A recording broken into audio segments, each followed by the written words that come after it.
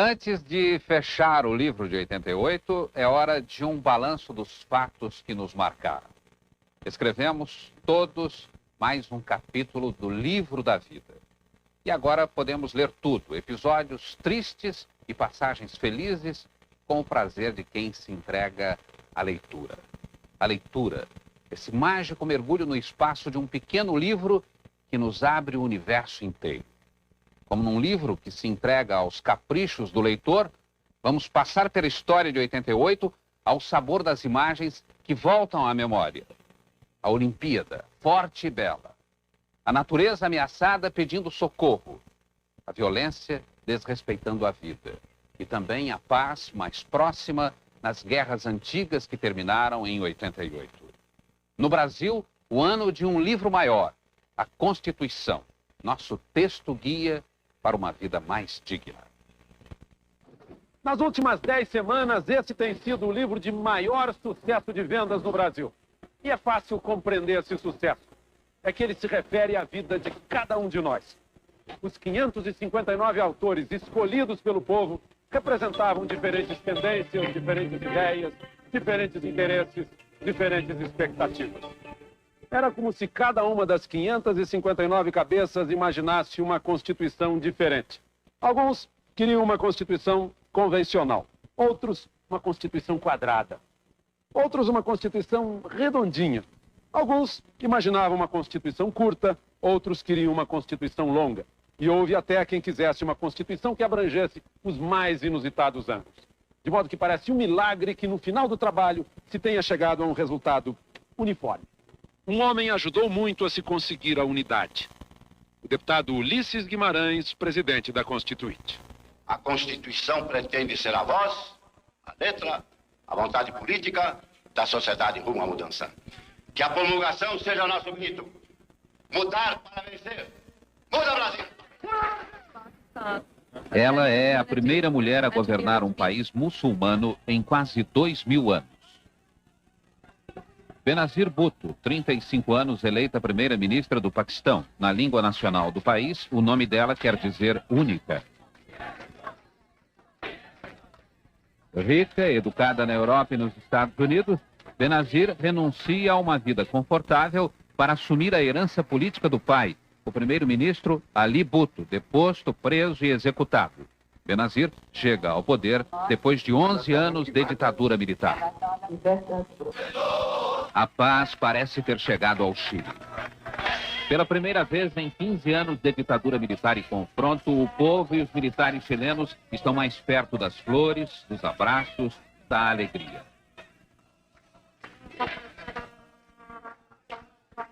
A maioria dos chilenos comemora a vitória no plebiscito que disse não a mais 8 anos de poder para o presidente general Augusto Pinochet.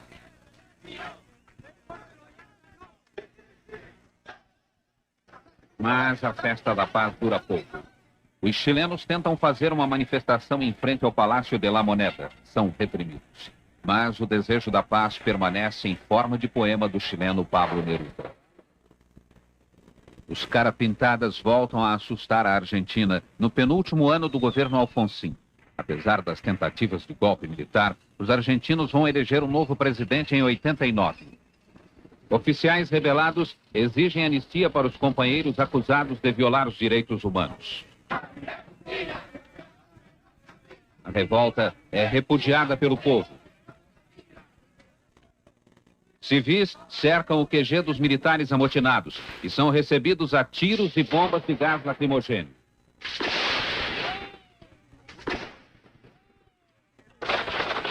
O pior vem depois, com a rendição dos carapintadas. Policiais dispersam a multidão a tiros. Nos 40 anos da Declaração Universal dos Direitos do Homem, Bruce Springsteen, Sting, Peter Gabriel, Trace Chapman e Youssou N'Dour lotam estádios em 5 continentes e em 13 concertos fazem do rock um aliado da Anistia Internacional. Peter Gabriel faz uma emocionada homenagem a Steve Biko, líder negro morto na prisão do governo racista da África do Sul. E o cantor Sting leva para o palco as mães dos desaparecidos argentinos, as mães da Praça de Maio. No concerto de São Paulo, o artista brasileiro convidado é Milton Nascimento. E o momento emocionante é a dança de Sting com Cacique Raoni. As duas direitas mais poderosas de 88. Mike Tyson e Steph Graf. O campeão mundial dos pesos pesados continua fazendo o que ninguém faz como ele. Bater. Bater. Bater. A raquete na mão direita de Steph Graf também bate todos os adversários. A campeã alemã ganha o Grand Slam vencendo os 4 grandes torneios abertos: Austrália, França, Inglaterra e Estados Unidos.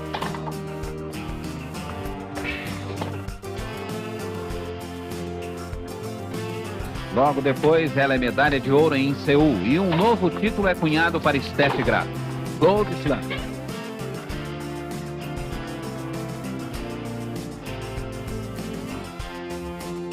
E para Mike Tyson, fora do ringue não falta problema. Com a mulher que pediu divórcio, com a sogra que apoiou a decisão da filha, com a imprensa que quis acompanhar o caso de perto, com uma árvore que surgiu na frente dele na estrada, com os punhos que num saco de areia bateram forte demais e com um ex-adversário do ringue que apanhou de Tyson mais uma vez no meio da rua.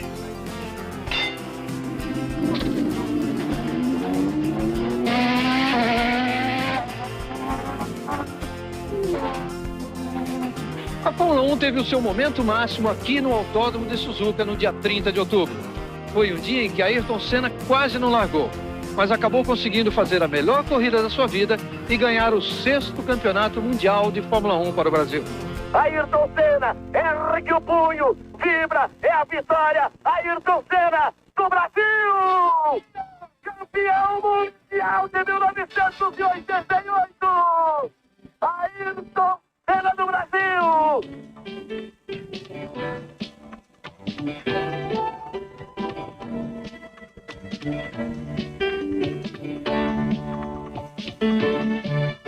O primeiro título da brilhante carreira de Ayrton Senna na Fórmula 1 chega de forma espetacular.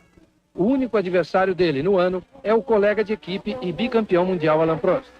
A McLaren dá a eles um carro invencível, absoluto em 15 das 16 corridas da temporada. Senna bate o recorde de pole positions e vitórias numa só temporada. Ele larga 13 vezes na frente e vence 8 corridas. Ayrton emociona a torcida brasileira como os craques de futebol do passado.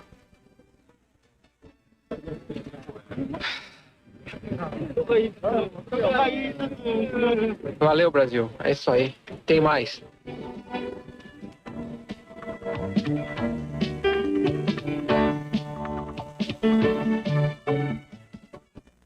Em 1988 viu nascer o primeiro surfista voador, o francês Bruno Grouvy. Em Chamonix, nos Alpes franceses, ele pula do helicóptero com uma prancha e surfa no ar.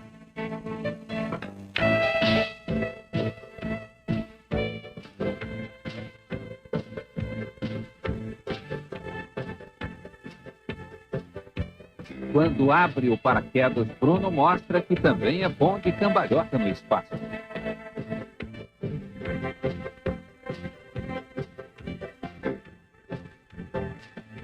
A floresta amazônica começa a ficar pequena para esconder um velho crime. As queimadas de grandes extensões de mata virgem continuam impunes. A destruição é tão grande que aparece cada vez mais ameaçadora nas fotos de satélite, no alerta dos cientistas e no protesto de ecologistas do mundo inteiro. Em 88, uma área da Amazônia equivalente ao estado do Paraná se transforma num deserto cheio de fumaça e destruição. A morte da floresta vira assunto de destaque na imprensa internacional e até dificulta o acesso do governo brasileiro às verbas de programas agrícolas do Banco Mundial. O fogo destrói e o milagre da vida reconstrói. Mas a negligência tem seu preço. No Parque Nacional de Itatiaia, a camada verde que hoje cobre as cinzas não passa de capim. O parque é uma preciosidade que fica entre o Rio, São Paulo e Minas Gerais. O último incêndio aconteceu em setembro.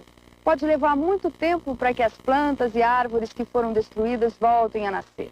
Quando o fogo invade o Parque de Itatiaia, nem bombeiro pode apagar. É a natureza que acaba decidindo. O vento espalha chamas e só a chuva salva.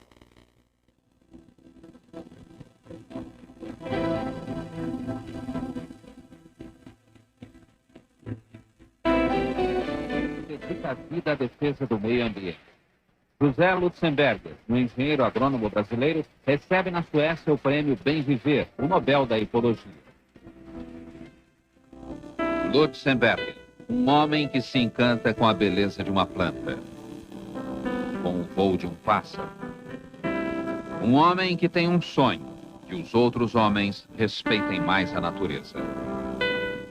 Mas sonhar com respeito ao meio ambiente na Amazônia é muito perigoso. Eu tenho um compromisso moral comigo, que essa luta não posso largar. Mesmo que tenha que um dia receber balas assassinas, mas nós temos um compromisso de levar para frente. Os prêmios internacionais e o prestígio do líder sindical e ecologista Chico Mendes não evitam o tiro de escopeta que lhe tirou a vida. A morte anunciada no interior do Acre chama a atenção do país mais uma vez para a dramática luta pelos povos, rios e matas da Amazônia.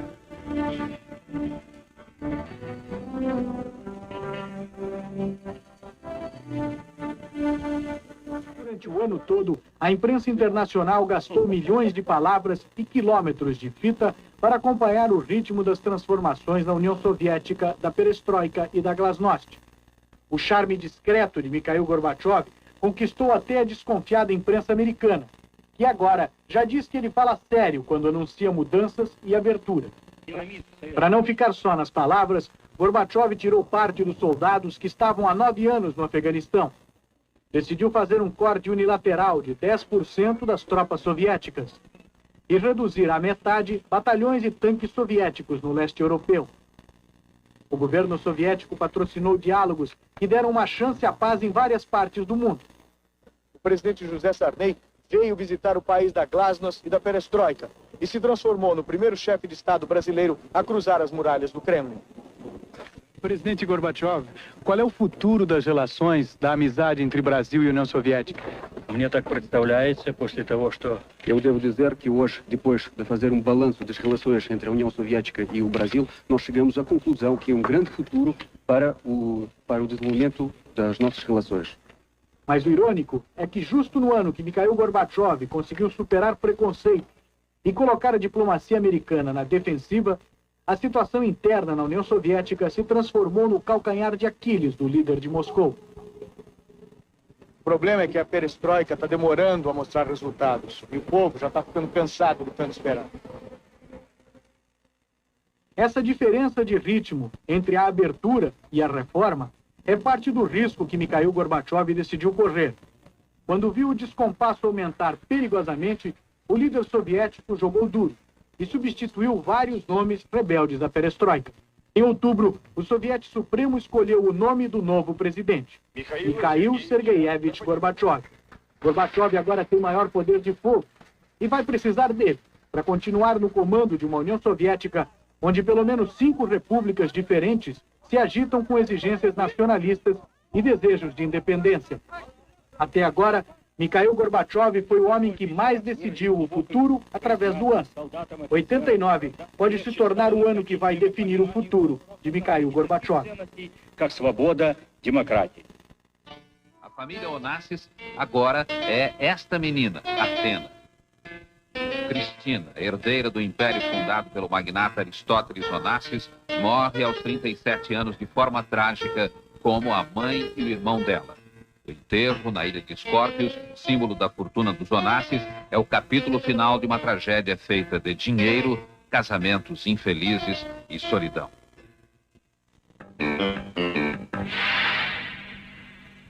Florence Frick, recorde olímpico de sensualidade em Seul.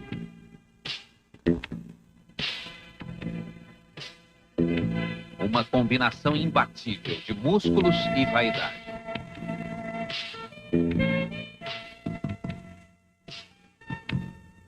Florence Griffith, 3 medalhas de ouro para os Estados Unidos e um capítulo de charme na história do esporte. Henrique de Souza Filho foi, enfim, vencido pela doença.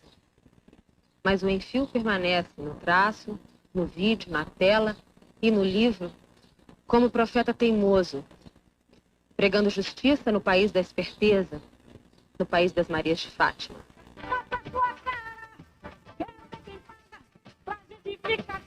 Certamente não foi coincidência. O ano do recorde na inflação foi também o ano da surpresa na política. O povo, remarcado no orçamento, remarcou no voto e desenhou uma nova cara política no Brasil.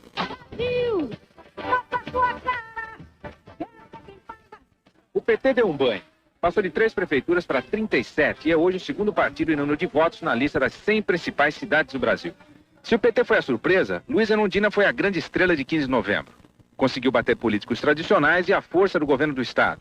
O voto de protesto, de insatisfação, colocou na prefeitura da maior cidade do país uma mulher que não tem cara de político e não faz lembrar o vale-tudo da política brasileira. Nós estamos preparados e credenciados para essa tarefa de exercer o poder no interesse da maioria, no interesse dos trabalhadores. O PMDB ainda tem a maioria das prefeituras brasileiras, o maior número de votos, mas perdeu aquele espaço que o próprio Dr. Ulisses chamou de Triângulo das Bermudas. O PT de Lula ficou com São Paulo, o PDT de Brizola assume o Rio e o PSDB dos tucanos governa Belo Horizonte.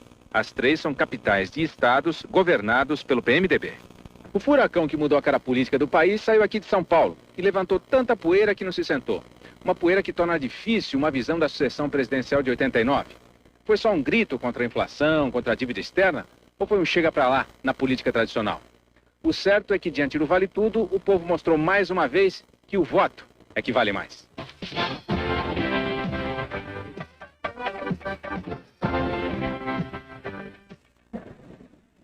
Um incêndio de 30 dias destrói Enxova, a maior plataforma de petróleo do país.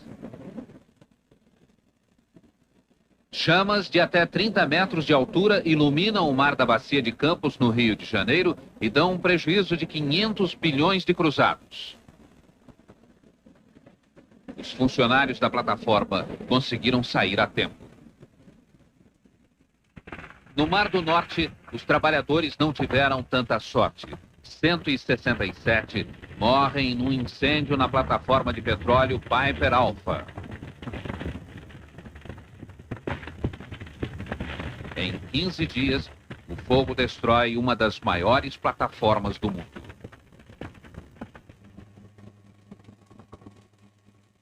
O ano em que o Chiado ardeu. Lisboa acordou mais cedo, cega pela luz furiosa das chamas. Era agosto, dia 25. Quando nós chegamos aqui, no dia 25 de agosto, tudo estava envolvido numa fumaça escura. Pessoas corriam, tropeçavam nas mangueiras, jatos d'água e labaredas lutavam pelo mesmo lugar. No dia seguinte, era o chiado da brasa adormecida.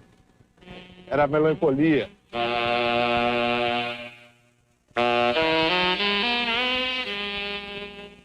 Construir novamente os prédios destruídos usando os materiais originais custaria uma fortuna.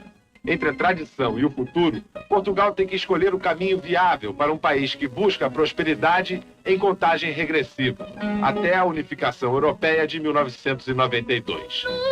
Cruzando Lisboa, a bairros onde saudade. 100 anos depois do nascimento do poeta Pessoa, as ruas por onde ele tanto andou assistiram ao grande incêndio. Se o coração do Chiado ardeu, se perdeu, Fernando Pessoa deixou palavras que podem nos ajudar a compreender as coisas que se vão para sempre, sem explicação.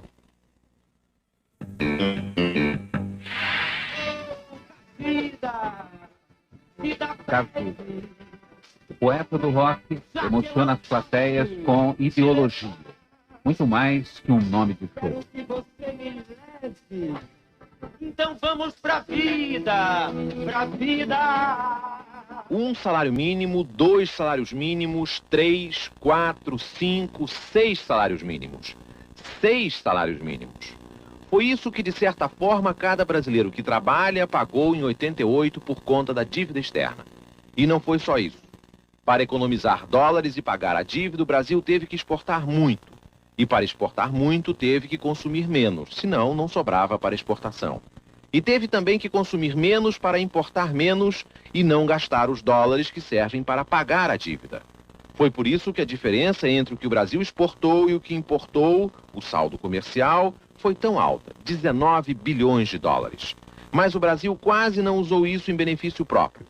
12 bilhões de dólares foram mandados para fora para pagar a dívida em 88. E daí? Isso significa que o Brasil deve dar um novo calote? Não. O Brasil fez isso no ano passado e foi um desastre. O Brasil ainda não pode se dar ao luxo de fechar os portos às nações amigas. Nesse ano de 88, o Brasil fez um novo acordo com os bancos, se reaproximou do FMI e restabeleceu relações normais com o capital estrangeiro. O que foi também uma forma inteligente de dizer o seguinte: bom, agora que eu voltei a pagar em dia, eu quero pagar menos. O presidente da França, François Mitterrand, concorda com o Brasil. Este ano ele disse que os países endividados não podem continuar pagando tanto.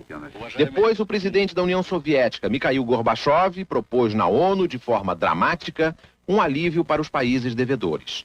E o novo presidente americano, George Bush, já anunciou que vai mudar a posição dos Estados Unidos. A dívida passará a ser tratada de uma forma mais política. A situação internacional mudou e o Brasil fez muito bem em dizer que não dá mais para fazer tanto esforço só para pagar a dívida. E vai funcionar. Pagar menos juros. Essa vai ser uma das melhores notícias do ano de 1989, quando o céu vai ficar mais azul. Para fugir da crise econômica, muitos brasileiros foram tentar a vida no exterior. Adeus, América, essa terra é muito boa, mas não posso ficar porque... Os que quiseram deixar o país sempre acreditaram no sonho americano. Afinal, Nova York é cheia de promessas, de empregos e de dólares. E não é tão fácil assim como as pessoas pensam, não. Os que quiseram sair do país não foram só aqueles que não tinham profissão definida. Até dentistas, professores, administradores, pequenos empresários compraram a passagem só de ida e foram tentar a vida lá fora. A maioria dos emigrantes não se deu bem. Para muitos até, o sonho de viver nos Estados Unidos, por exemplo, acabou num pesadelo. Um grupo de mineiros de Governador Valadares pagou um preço bem caro para tentar chegar a Nova York. Subornou a tripulação do cargueiro Olívia, da empresa brasileira Netumar. Os 43 imigrantes chegaram ao porto de Filadélfia, foram descobertos e presos como clandestinos. Os brasileiros que partiram para redescobrir Portugal também se decepcionaram. Lá, a oferta de emprego é escassa e os portugueses não gostaram nada desta invasão brasileira. Desculpa determinadas pessoas, mas eu vou voltar pro Brasil ainda e vou vencer. Tchau pra vocês. Navegar é preciso, viver não é preciso. Ela nasceu vilã de novela, mas logo entrou para a galeria dos mitos nacionais como se fosse personagem da vida real. Odete Roitman virou sinônimo de gente mau caráter, snob, que odeia tudo que cheira a povo, especialmente povo brasileiro. Essa terra aqui não tem jeito, não. Não tem jeito. Esse povo não vai pra frente. Isso aqui não, as pessoas aqui não trabalham. Isso aqui é uma mistura de raças que não deu certo. É isso que é o Brasil. Odete viveu 165 capítulos infernizando a vida de todo mundo. Onde é que está o seu videocassete?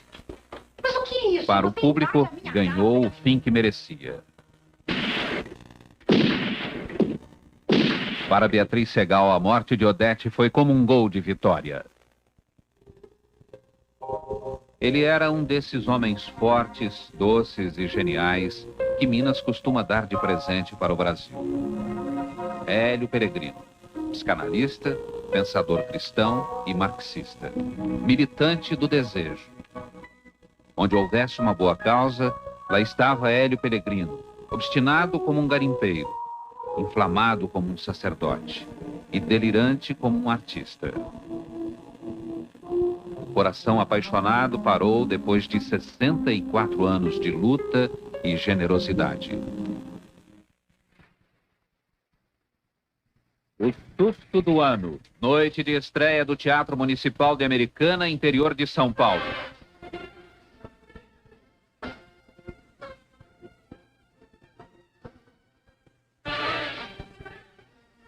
De repente,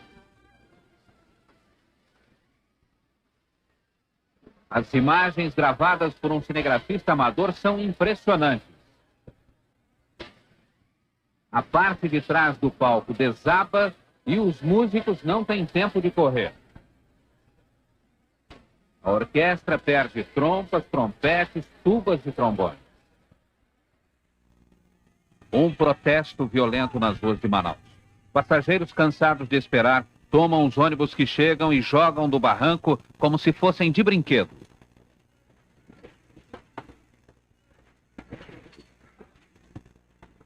O protesto termina com 5 ônibus destruídos.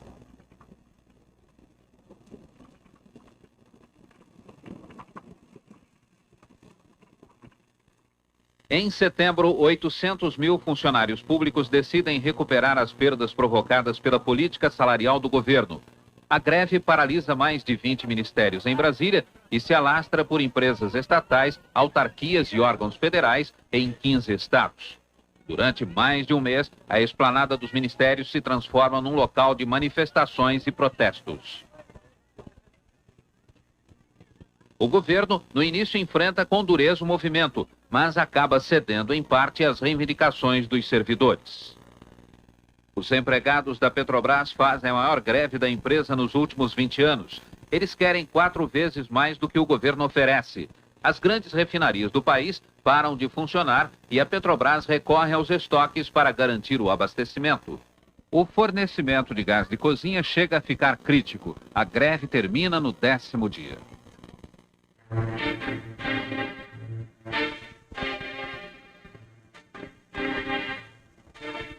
Volta Redonda, 9 de novembro. 800 soldados do Exército e da Polícia Militar e 2.000 metalúrgicos em greve na Companhia Siderúrgica Nacional entram em choque.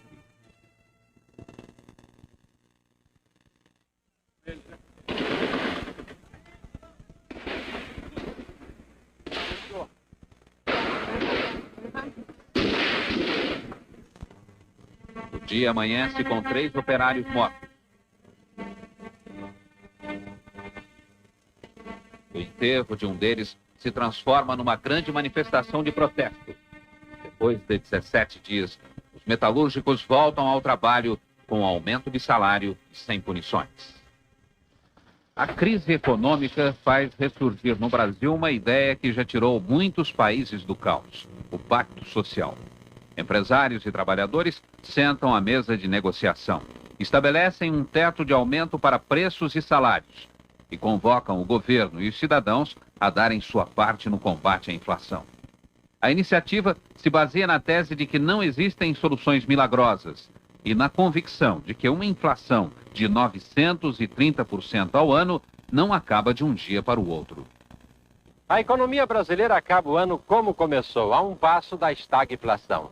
Mas em janeiro a gente estava no pior dos mundos, ameaça de hiperinflação com moratória externa, recessão interna, déficit explosivo, ministro provisório, além do mata-burros da Constituinte. Agora, no rescaldo do fim do ano, entre mortos e feridos, escapamos todos. Acabou a moratória lá fora, o déficit público baixou para 3,8% do PIB, o próprio PIB andou crescendo no ritmo da população brasileira, com a competente ajuda da exportação e da agricultura. Já temos uma nova Constituição, uma nova política industrial e até uma nova técnica orçamentária. Quer dizer, a situação econômica dá para o gasto ainda segura as pontas. O que vai muito mal é a tal de inflação inercial. Ela fecha o ano acima de 930%. Não houve plano, não houve choque, apenas boato. Mas já deu para ensaiar um pacto. O acordo de novembro não acabou com a inflação, mas evitou a hiperinflação de 50% ao mês nesta virada do ano. E agora, para o ano novo, um pacto novo. Se não dá para derrubar a inflação por nocaute no primeiro assalto, que se tente derrotá-la por pontos em 12 rounds ou 12 meses. É o que vamos tentar pactuar agora em janeiro.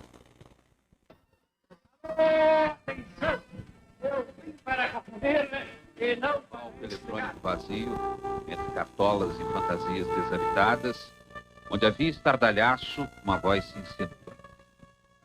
Alô, alô, seu chacrinho. Aquele abraço.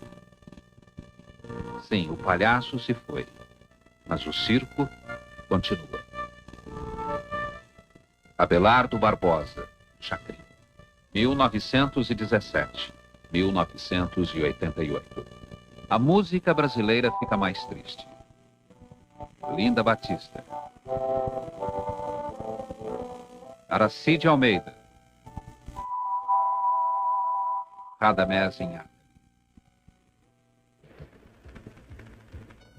Um ano de ousadia dos traficantes, mas um ano também de grandes apreensões de cocaína e de muita ação policial. Aqui nesta casa, no subúrbio carioca de Marechal Hermes, na zona norte do Rio, o crime organizado sofreu um dos mais duros golpes dos últimos anos. Aqui nesta casa, cercado pela polícia, morreu o traficante Antônio José Nicolau, o Toninho Turco, responsável por mais de 60% do tráfico de cocaína em todo o estado do Rio. Com a morte de Toninho Turco, em fevereiro deste ano, teve início a famosa Operação Mosaico, que resultou no maior julgamento da história do Fórum da cidade do Rio de Janeiro. Nas horas que se seguiram à morte de Toninho Turco, dezenas de pontos de cocaína são fechados por quase 300 agentes da Polícia Federal e das polícias civil e militar do Rio. O computador é usado para identificar traficantes entre os 12 mil nomes suspeitos encontrados nos arquivos da Fortaleza de Toninho Turco. A batalha se intensifica nos morros do Rio. A favela da Rocinha, dos redutos do tráfico, é transformada em posto policial. O oficial repete o gesto dos marginais e acaba sendo punido.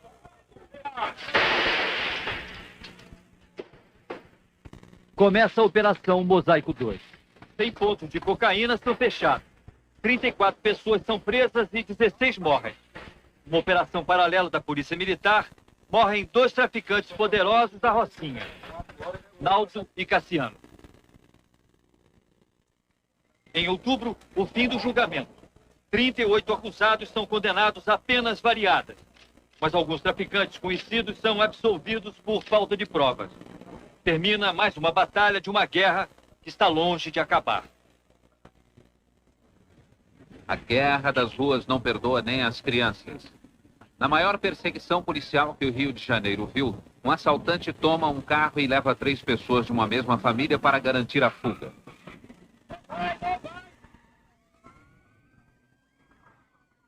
Marcos, um menino de 8 anos, está com uma arma apontada para a cabeça.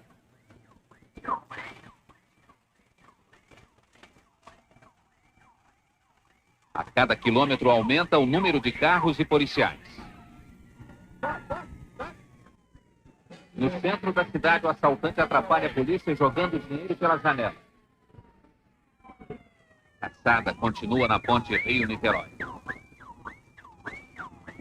Depois de 3 horas de perseguição, a polícia cerca o carro e mata o assaltante. Valdenir de Souza Alves morre com 11 tiros. O menino Marcos leva 2 tiros no rosto, mas sobrevive.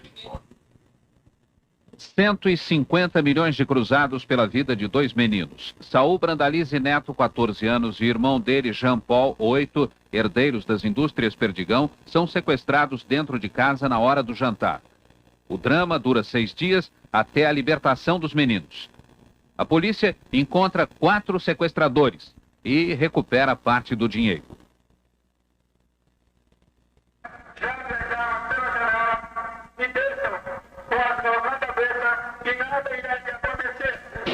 Quinto sequestrador é preso depois de violento tiroteio com a polícia. Ele resiste a um cerco de 60 policiais e só se rende 12 horas depois. Este ano foram mais de 60 sequestros. Quase todos os sequestradores estão presos. Muita coisa some em aeroporto. Agora, 8 milhões de dólares só mesmo no Aeroporto Internacional do Rio de Janeiro. 13 malotes com 60 milhões de dólares saíram de Nova York para Buenos Aires e 2 sumiram na escala do avião no Rio. Um mistério à altura de Agatha Christie, mas a verdade estava mais próxima de um filme dos Trapalhões.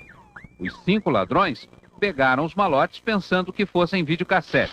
Como os números das notas já haviam sido divulgados, a polícia teve que queimar os 8 milhões de dólares.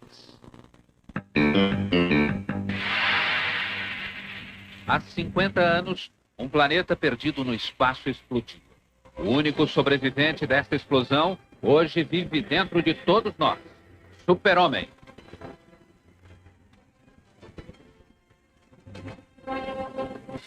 O herói das histórias em quadrinhos chega a meio século de existência com uma carreira gloriosa também no desenho animado, nos seriados do cinema e da TV e nas superproduções de Hollywood. Super-Homem, um personagem que hoje vale $1 bilhão.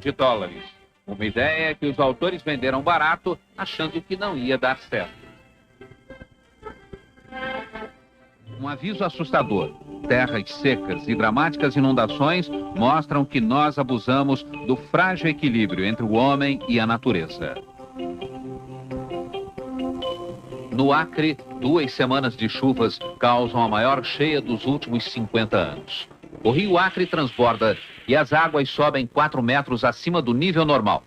Mais de 40 mil pessoas perdem suas casas. Os desabrigados se refugiam em acampamentos montados pela Defesa Civil. Petrópolis, no estado do Rio, vive o drama das enchentes 20 dias antes do Carnaval. Fortes temporais caem sobre a cidade, inundam ruas, provocam mais de 200 deslizamentos e 170 mortes. Nesta rua, a pior tragédia, 7 casas são soterradas. 40 pessoas morrem.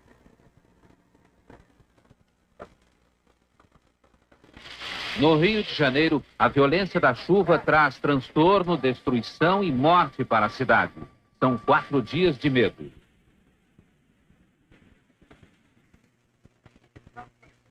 Na Baixada Fluminense, bairros inteiros ficam isolados. Para muita gente, a salvação vem de helicóptero.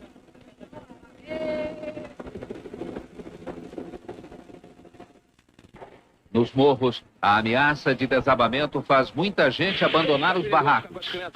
Tá sim, pode desabar qualquer coisa. O repórter Sérgio Gregory é testemunha desses momentos dramáticos. Estamos subindo numa das partes mais íngremes aqui do Morro da Formiga. Vocês podem ver a quantidade de lama que continua descendo depois de quase 1 hora de chuva aqui no morro. É muita água que desce, olha aqui. Mas nem todos têm tempo de escapar. Uma das grandes tragédias acontece no bairro de Santa Teresa. O pesadelo começa de madrugada com o deslocamento de uma grande pedra. O deslizamento soterra o pavilhão de uma clínica que abriga 300 velhos. Os bombeiros retiram 40 corpos dos escombros. No bairro da Abolição, subúrbio do Rio de Janeiro, um prédio de 3 andares desaba, soterrando 29 pessoas. O resgate de sobreviventes dura mais de 12 horas. Com a ajuda de policiais e de voluntários civis, os bombeiros conseguem salvar 17 pessoas. A cada novo resgate, muita emoção, acompanhada de perto pelo repórter Giacomo Mancini. Está saindo agora uma criança, é um menino. Todo mundo aplaude. É o primeiro dos 3 meninos que estão no buraco que estão sendo salvos. É emocionante. É difícil até descrever. Um inverno diferente no sul do Brasil. Neva em Santa Catarina e a temperatura cai a 8 graus negativos. A maior nevasca dos últimos 20 anos é, para muita gente, uma novidade guardada para sempre.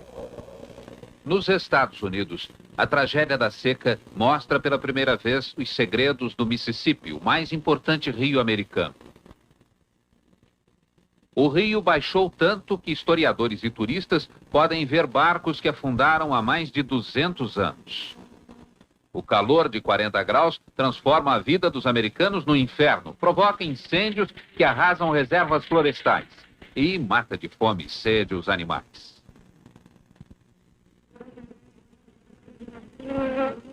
Em 1988, as agressões ao meio ambiente favorecem o reaparecimento de uma antiga praga, os gafanhotos do deserto. Saindo da África, eles devastam tudo que encontram no caminho. É a maior nuvem de gafanhotos em 30 anos. A praga de hoje, como a peste bíblica, traz com ela fome e destruição.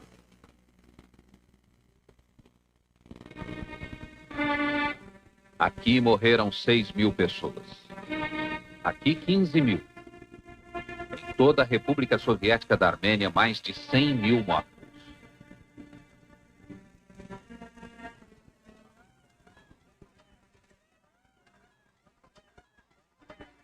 Onde existiam cidades, agora só ruínas. O terremoto deixou 500 mil de desabrigados. Nas ruas, os sobreviventes agora enfrentam como podem as temperaturas abaixo de zero do inverno soviético.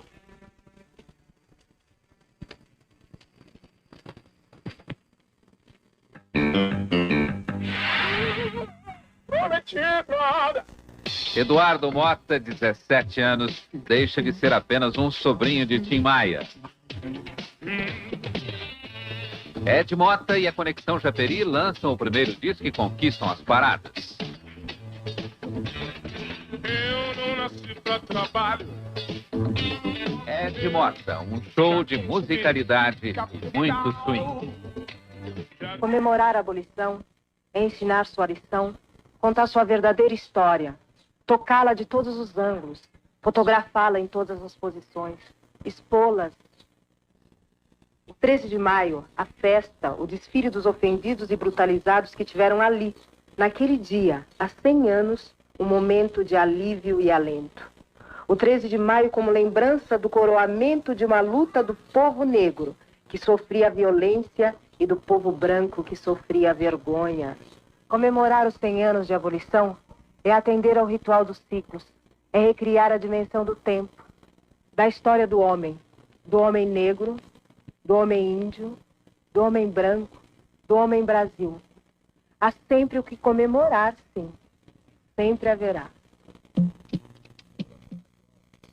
O ônibus espacial Discovery, na plataforma de lançamento, pronto para subir, fez o coração dos americanos bater forte no dia 29 de setembro.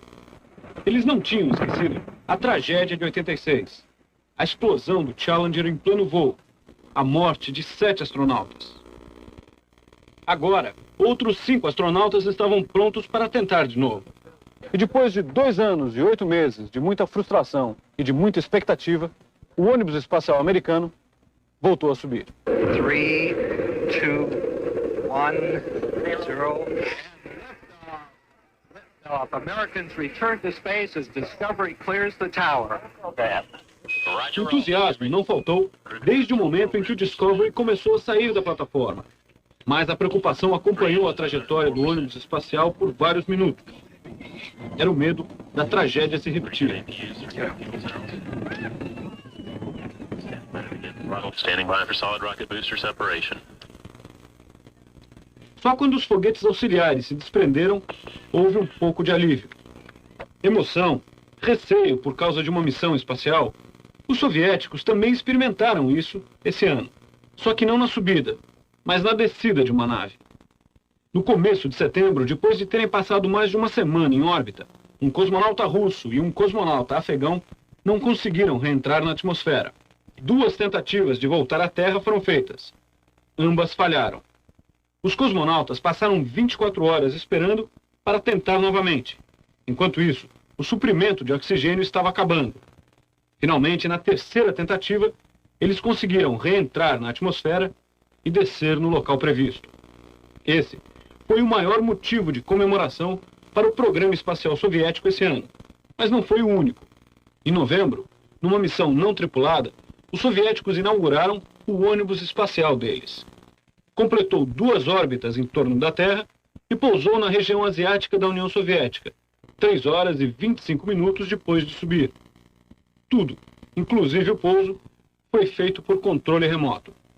2 ônibus espaciais, o Buran e o Discovery, completando com sucesso missões diferentes. O Buran inaugurando um novo tipo de viagem orbital para os soviéticos. O Discovery mostrando que mesmo os erros mais sérios podem ser corrigidos. Em 88, o homem continuou indo em direção ao espaço e voltando à Terra com segurança. Experimentando, querendo saber mais.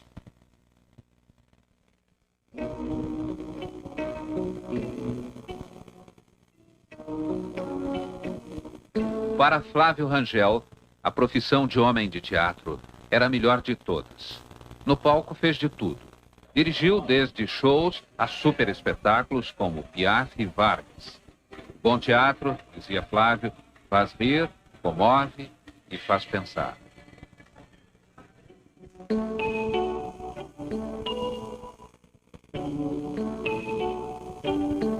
Só sei fazer cinema no Brasil. Só sei falar de Brasil.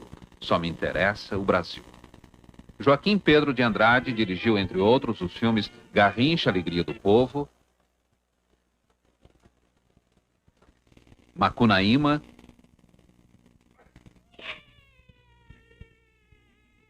e Os Inconfidentes. Temas que falam do amor de Joaquim Pedro pelo Brasil.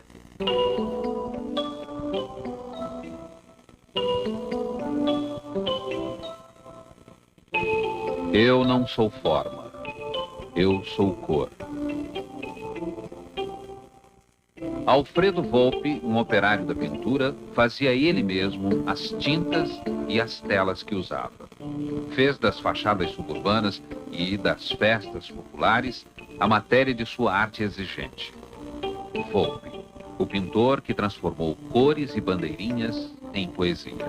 O longo assalto a Banco do País tem um final inusitado. Em Goiôerê, no Paraná, 2 assaltantes mantêm 14 pessoas como reféns numa agência do Banco do Brasil durante 6 dias. Depois de tensas negociações, 13 reféns são libertados. Fica só o gerente. A cidade para e a população faz vigília na porta do banco.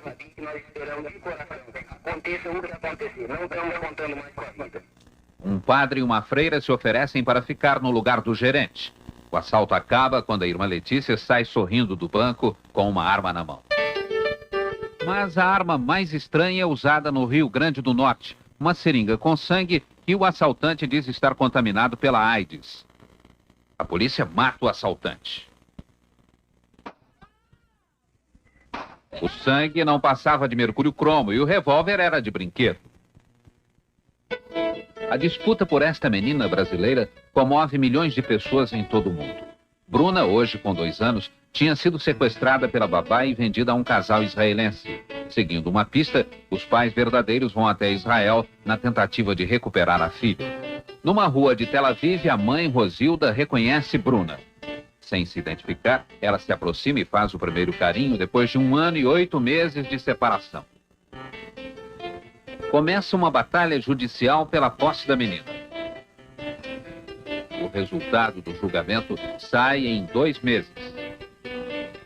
A decisão da justiça israelense emociona a população de Curitiba, cidade onde nasceu Bruna.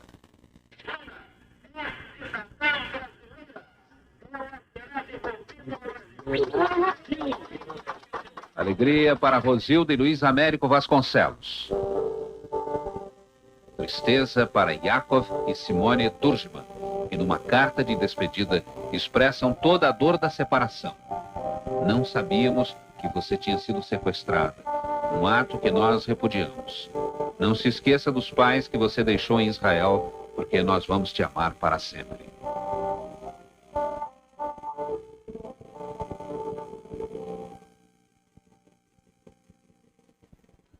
Numa noite de verão, uma rainha lota o Maracanã.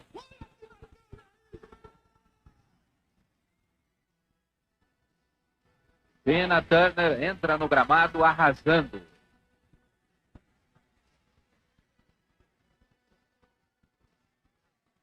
Tina mostra que aos 50 anos ainda aprende rápido. Foi fácil cair no samba.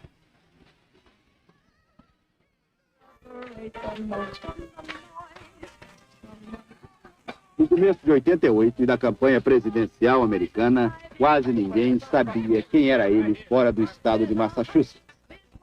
Mas em 6 meses, ele destruiu todos os adversários políticos e chegou vitorioso à convenção do partido em Atlanta. Naquela semana, ele disparou nas pesquisas e parecia imbatível. Afinal, estava disputando a presidência com um homem que tinha fama de engolidor de sapo. E desajeitado. E tão desarticulado que tinha sido até capa de revista com o título de bobalhão. Além desta má fama, em toda a vida política só tinha ganho uma eleição para deputado federal pelo Texas. Em julho, quando terminou a Convenção Democrata, este homem era a força. Ele estava 17 pontos na frente do republicano. Como é que em 2 meses ele conseguiu não só perder a vantagem, como ficar 10 pontos atrás? At the age of 18, one of them became the youngest... Subestimar a força do republicano foi um dos erros dos democratas. Uma assessoria competente e agressiva começou a desfazer a impressão de que George Bush era um fraco. Já na semana da convenção republicana em agosto, os números e a imagem do republicano começaram a mudar. Instruído, dirigido e sempre prevenido, começou a projetar a imagem do líder e do homem forte em mais de um sentido. Mas ele não ganhou só por causa de projeção de imagem e campanha bem dirigida. Os números da economia americana foram decisivos a favor dele. Inflação abaixo de 5%, taxa de juros abaixo de 10% e desemprego abaixo de 6% deram a vitória a George Bush em 40 dos 50 estados americanos.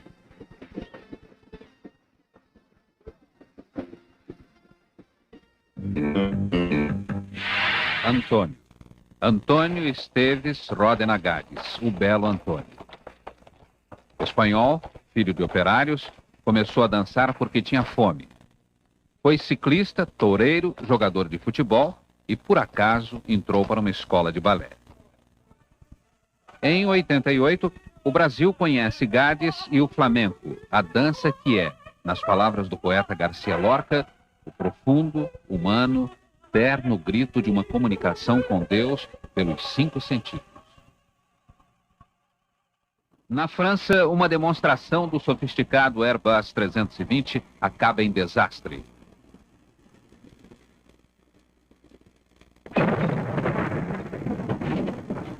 Das 135 pessoas a bordo, 4 morrem. Do avião, restam só pedaços da cauda e da asa esquerda.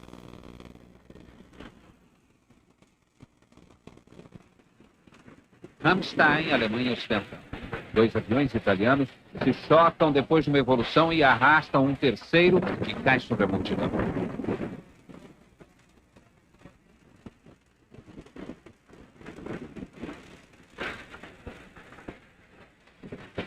E 52 pessoas morrem, 500 ficam feridas.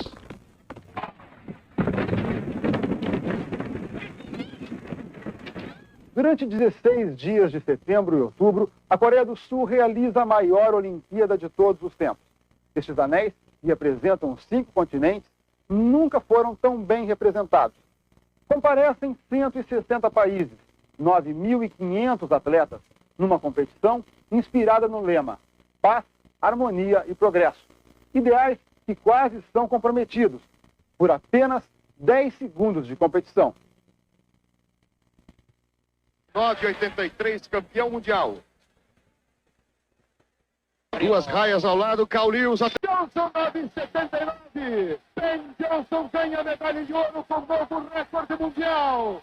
O homem fantástico, o homem mais rápido do mundo, o filho do vento. Ben Johnson, nesse momento, é o maior astro individual da Olimpíada. Mas a glória dele dura apenas 2 dias e meio. Na fase de treinamento, ele tomou esteroides anabólicos, substâncias proibidas, e descoberto no exame antidoping, deixou Seul já sem a medalha de ouro, sem o recorde mundial e suspenso de competições por 2 anos. A medalha de ouro passa para Carl Lewis, mas ele não tem por que comemorar. A vitória não aumenta a fama dele. Nos Jogos da Paz e da Harmonia, quem progride então são as mulheres. No atletismo, a grande estrela passa a ser a norte-americana Florence Griffith Joyner. A nadadora Christine Otto, da Alemanha Oriental, é mais discreta no comportamento e no modo de vestir. Mas na disputa esportiva, ela é a mais brilhante dos Jogos. Christine Otto entra 6 vezes na piscina e só entra para vencer. Ganha 6 medalhas de ouro. Nunca uma mulher levou tanto ouro numa só Olimpíada. Da União Soviética. Os soviéticos são ouro no futebol. Ouro no basquete masculino. Ouro no handebol. Ganham 132 medalhas, algumas vezes chegando a ficar com o ouro, a prata e o bronze em uma mesma prova. como no arremesso do martelo. Os soviéticos provam que são os melhores no esporte e o hino deles toca 55 vezes em Seul. A Alemanha Oriental termina os jogos como segunda força e os Estados Unidos ficam em terceiro. E nossa medalha de ouro vem do judô. O paranaense Aurélio Miguel, na categoria meio pesado, derrota 4 adversários e, na final, vence o alemão ocidental Mark Meilin. É o momento de maior emoção para o Brasil em Seul. Os jogos terminam com uma inesquecível festa noturna. O mundo dá adeus a Seul e passa a esperar agora por Barcelona em 92. O mar fica repleto de corpos. Exatamente 298, misturados aos restos de um avião civil derrubado por um míssil americano no Golfo Pérsico. O Airbus do Irã sobrevoava a explosiva região do Golfo, onde a esquadra americana garantia a navegação de petroleiros. A causa da tragédia é um erro de avaliação. No radar da fragata US Vincennes, o Airbus é confundido com um avião militar F-14. 2 advertências são feitas ao piloto do avião civil, mas o avião não muda de rumo. 3 minutos depois, o comandante da fragata americana ordena o ataque.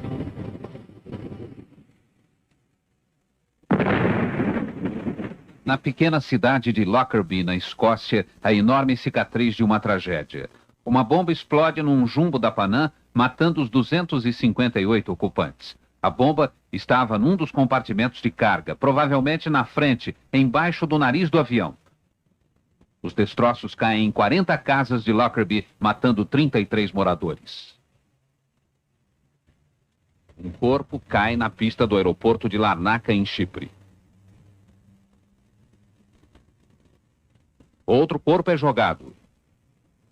Dentro deste avião do Kuwait, 112 pessoas vivem um dos mais dramáticos sequestros da história da aviação mundial.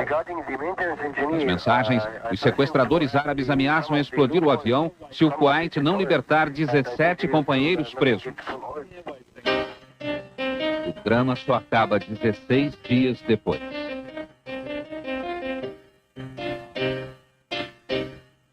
Emergência a bordo de um Boeing 737 da VASP. Um dos passageiros invade a cabine de comando com uma arma na mão, fere 2 tripulantes e mata o copiloto. O piloto consegue aterrissar em Goiânia. A porta do avião é finalmente aberta. O corpo do copiloto assassinado sai carregado por 2 tripulantes. O impasse dura 8 horas. O sequestrador pede um avião menor para fugir. À noite começa um tiroteio.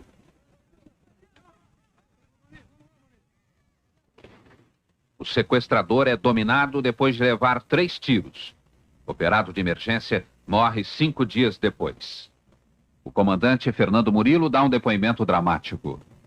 Olha, eu achei que estava perto da morte depois que acabou tudo. Na hora, graças a Deus, eu tive alguma coisa que me ajudou muito. Em 88, o humor da televisão muda de cara. Atenção, estúdio. Silêncio, por favor.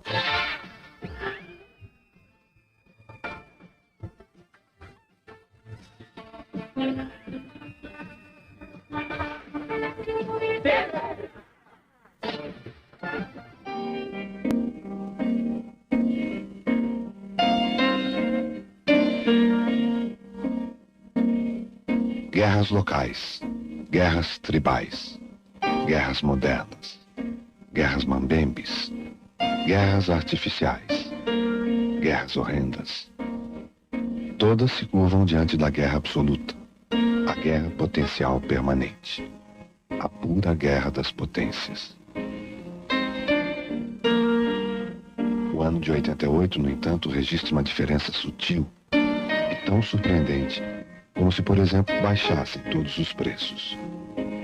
Americanos e soviéticos entraram num acordo para desativar mísseis e implodir armas nucleares no solo. Um pequeno sinal de menos na inflacionada guerra da guerra. Quase um milagre mínimo, num tempo cheio de acontecimentos, mas sem nenhum evento.